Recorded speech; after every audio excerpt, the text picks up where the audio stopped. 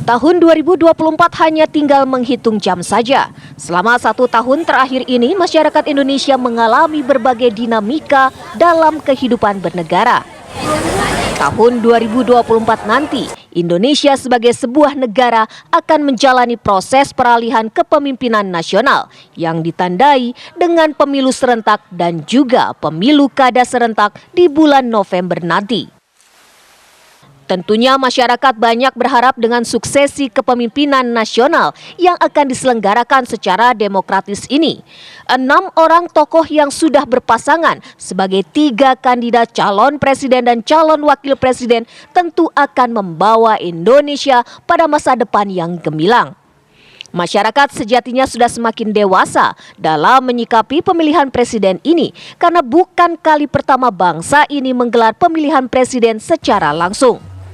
Perbedaan, persaingan tentu bukan hal baru dirasakan, termasuk kekalahan dan kemenangan bagi sebagian pihak sudah pernah disaksikan secara berulang. Lalu bagaimanakah masyarakat harus bersikap pada pemilu kali ini?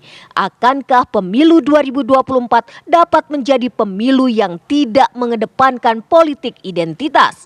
Bagaimana dengan sebagian masyarakat yang antipati dengan politik dan lebih mementingkan kebutuhan hidup yang saat ini terus merangkak naik? Lebih kurang 1,5 bulan lagi kita akan melakukan pesta demokrasi pemilu 2024. Kita akan memilih siapakah capres dan juga cawapres yang akan menjadi pilihan kita semua. Tentunya semua juga punya pilihan, semua punya jagoan. Berbicara mengenai hal ini, saya jadi teringat apa yang terjadi pada pemilu 2019 lalu. Tidak kenal rekan, sahabat, teman sekolah, bahkan juga pasangan suami istri. Banyak sekali kita dengarkan cerita di tengah masyarakat, semuanya berantem, semuanya berkelahi, adu pendapat, bahkan hubungannya memanas, persaudaraan menjadi putus. Hanya apa? Hanya karena gara-gara berbeda pandangan politik, kemudian juga berbeda pilihan partai ataupun capres-cawapres. Politik identitas menguat kala itu, mengemuka, dan juga ini bisa memecah belah masyarakat.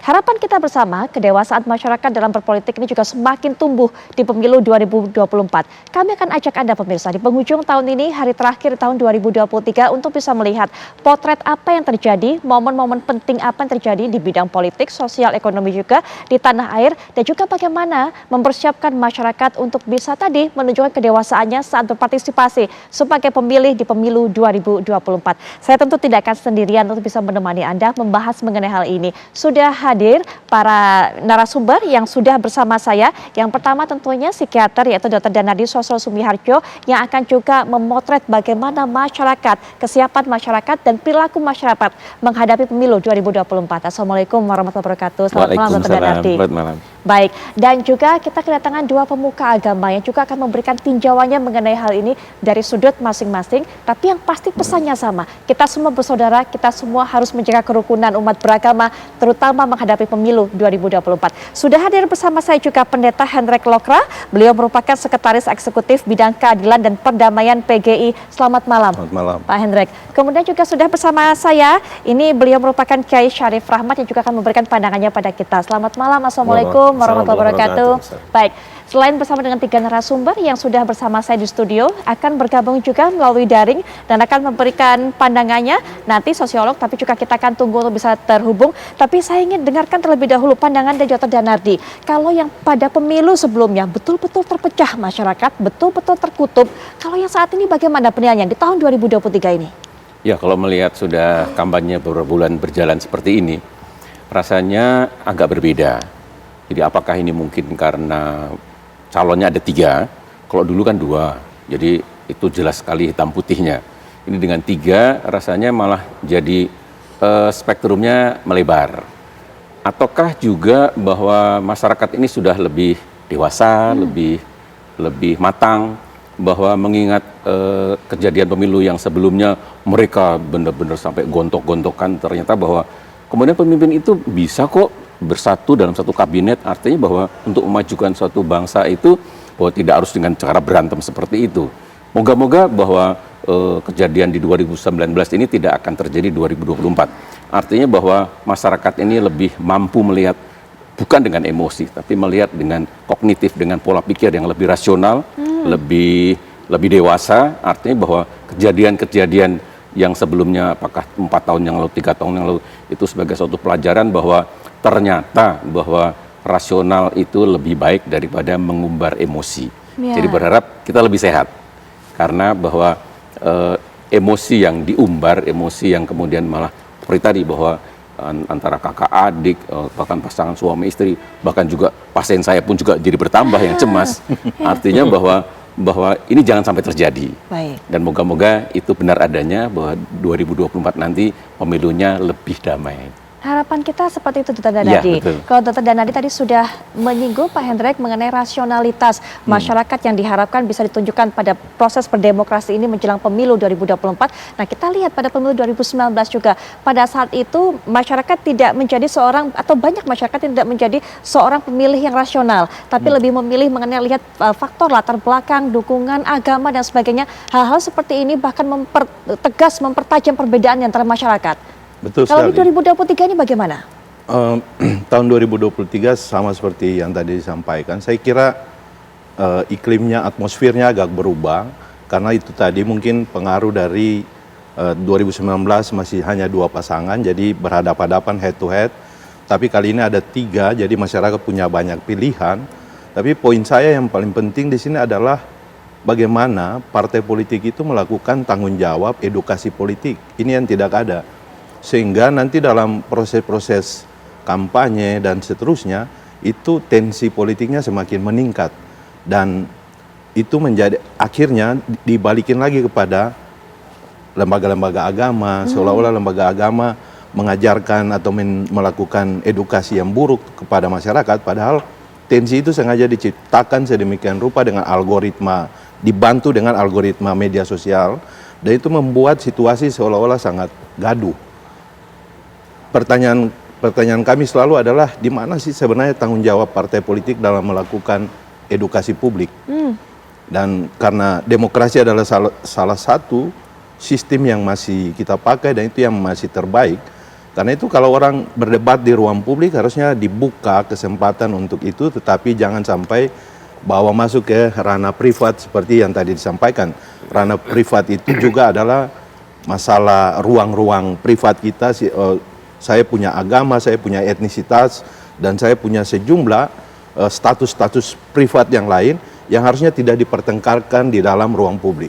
Ya. Bicara mengenai edukasi juga Pak Kiai, tentunya juga para pemuka agama ini memiliki kewajiban untuk mengedukasi umat-umatnya untuk tidak kemudian membuat perbedaan agama ini menjadi gesekan gitu, apalagi menjelang pemilu 2024 yang tentunya pilihan kita juga bisa berbeda-beda.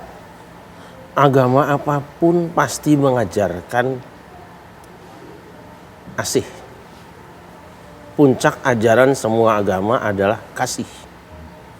Lihat di dalam Bible, itu kasih. Lihat dalam Al-Quran, Bismillahirrahmanirrahim. Tuhan yang pengasih dan penyayang.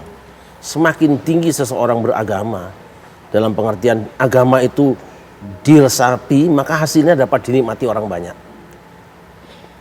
Maka puncak agama itu adalah akhlak budi pekerti. Orang tidak tahu seperti apa keyakinan dalam hatinya. Orang tidak akan menyaksikan setiap saat bagaimana orang bersujud pada Tuhannya.